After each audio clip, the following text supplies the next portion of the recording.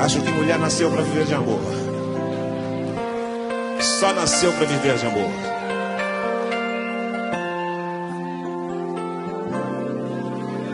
Toda mulher gosta de ser tratada com muito carinho,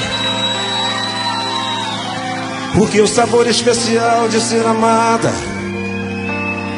é como um vinho.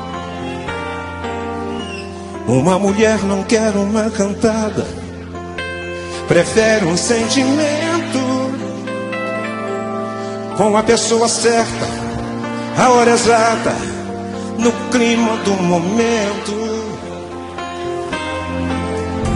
Uma mulher tem seus desejos loucos, mas no fundo seu coração só quer as coisas mais simples do mundo.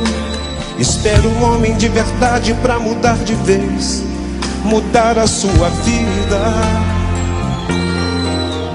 Toda mulher sente no beijo o gosto das delícias de quem souber incendiar seu corpo com carícias.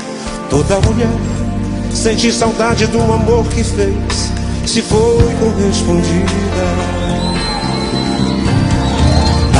Me deixa de querer, e pro seu corpo eu sou prazer, e tenho amor que você quer, amor que você quer.